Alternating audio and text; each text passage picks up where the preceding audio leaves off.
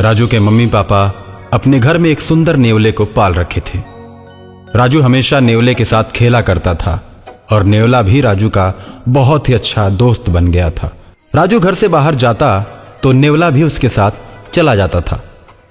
राजू के घर के पास एक पीपल का बड़ा सा पेड़ था जिसके नीचे एक विषैला सांप रहता था।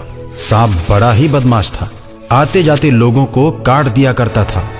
उसके काटने से लोगों के शरीर में जहर फैल जाता था और लोग मर जाते थे। और इस तरह उस सांप ने उस रास्ते पर आतंक का माहौल पैदा कर रखा था। लोगों ने राहगीरों को बचाने के लिए पेड़ पर एक तख्ती लिखकर टांग दी थी और उस तख्ती में लिखा था, कृपया सांप से सावधान रहें। आसपास के लोग सांप के डर से हाथ में डंडे लेकर जाया करते थे। एक दिन सांप चुपके से राजू के घर में घुस जाता है। रात के 11 बजे राजू अपने कमरे में सोया था और उसके मम्मी पापा दूसरे कमरे में। नेवला राजू के साथ सोया था। नेवला रात में भी हमेशा चौकन्ना रहता था। सांप राजू के कमरे में घुस जाता है और जैसे ही राजू को काटने की कोशिश करता है, नेवला सांप की गर्दन को पकड़ लेता है। दोनों में भीषण लड़ाई होती है और अंत में नेवला सांप को मार देता है। सांप का खून घर के दरवाजे से बाहर की ओर आने लगता है। राजू दरवाजा बंद करके सोया है। उसके मम्मी पापा दरवाजे के बाहर खून देखते हैं तो सोच में पड़ जाते हैं। उन्हें लगता है कि राजू को किसी ने मार दिया। वो लोग दरवाजे को पीटते हैं, लेकिन गहरी नींद में सोया राजू जग नहीं पाता। नेवला किसी तरह दरवाजे को खोलता है और बाहर आता है। राजू के मम्मी पापा मन में ये सोचते हैं कि नेवले ने ही मेरे बच्चे को मार दिया। इस तरह का विचार आते ही वे दोनों नेवले को पीट पीट कर मार देते हैं। नेवला वहीं तड़प कर दम तोड़ देता है। नेवले की कराह और मम्मी पापा के चिल्लाने की आवाज सुनकर राजू जग जाता है और अपनी मां से बोलता है, मम्मी सुबह सुबह क्यों चिल्ला रही हो? क्या हो गया? राजू की मम्मी उसकी आवाज सुनकर अवाक रह जाती है। उसको अपने गोद में उठाकर उसका माथा चूम लेती है। राजू के पापा भी कमरे में प्रवेश करते हैं। कमरे की लाइट ऑन करते हैं तो देखते हैं कि वहां पर सांप मरा पड़ा है और उसका खून दरवाजे के बाहर तक आया है। शालिनी, देखो ना, इधर सांप मरा पड़ा है। अरे ये तो बहुत ही विषैला सांप लग रहा है। मम्मी, मेरा नेवला कहाँ है? मैं रात को जब सोया तो ये सांप मुझे काटने के लिए आया था। नेवला भैया ने सांप को पकड़ लिया और दोनों में खूब लड़ाई हुई। मैं तो डर की वजह से सो गया, लेकिन नेवला भैया ने सांप को मार दिया और मुझे गोद में लेकर सो गए। राजू की बात को सुनकर उसके मम्मी पापा दंग रह जाते हैं और मन में सोचते हैं कि हम लोगों ने बहुत बड़ी गलती कर दी।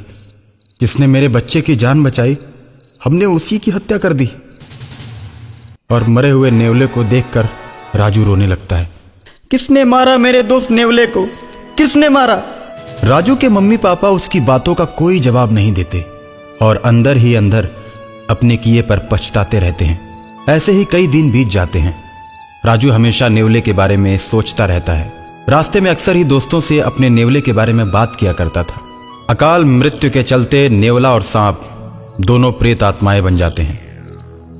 नेवले की आत्मा हमेशा राजू के इर्द गिर्द घूमती रहती है और एक दिन रात को राजू के पास नेवले की आत्मा प्रकट होती है और राजू से कहती है, तुम्हारे मम्मी पापा ने मुझे पीट पीट कर मार डाला। इस बात का मुझे बड़ा ही दुख है। मेरी आत्मा भटकती रहती है। सांप भी अकाल मृत्यु के चलते भूत बन गया है। वो तुम पर हमला कर सकता है, लेकिन तुम मेरे अच्छे दोस्त हो, इसलिए मैं उससे तुमको बचाने के लिए हमेशा तुम्हारे साथ ही रहता हूं। राजू नेवले की आत्मा से प्रेम करने लगता है और नेवले की बात सुनकर मम्मी पापा से रूठ जाता है। जब उसे मनाने की कोशिश वो दोनों करते हैं और तरह तरह के खिलौने राजू को लाकर देते हैं। मेरे दोस्त नेवले को तुम दोनों ने पीट पीट कर मार डाला। तुम दोनों गंदे मम्मी पापा हो। अब मैं किसी से दोस्ती नहीं करूंगा। तुम मेरे दोस्तों को भी पीट पीट कर मार डालोगे। तुम हमें अकेले देखना पसंद करते हो, मेरे दोस्तों को बिल्कुल पसंद नहीं करते, इसलिए मैं भी तुम लोगों को पसंद नहीं करूंगा। जाओ, मैं तुम लोगों से बात नहीं करता। नहीं राजू, खून देखकर हमने सोचा कि नेवले ने तुम्हें मार दिया है। इस भूल में हमने गलती कर दी। नहीं राजू, मम्मी पापा को ऐसा नहीं बोलते। मैं भी जानता हूं कि तुम्हारे मम्मी पापा ने बचपन से मुझे अपने बच्चे की तरह रखा था। अनजाने में मैं मारा गया।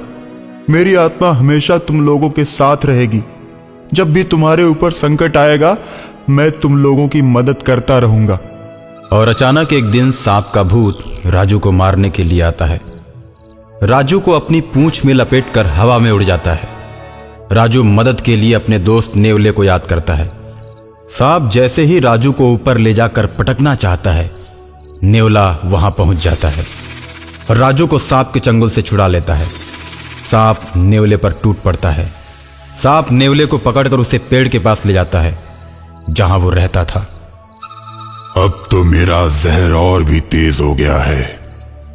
देखता हूं मेरे जहर से तुम लोगों को कैसे बचाते हो।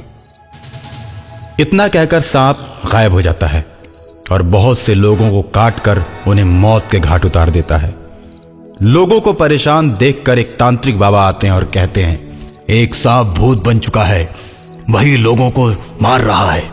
बाबा, हमें उस सांप के प्रकोप से बचाइए, नहीं तो वो हम सबको मार देगा। तुम लोग परेशान मत हो।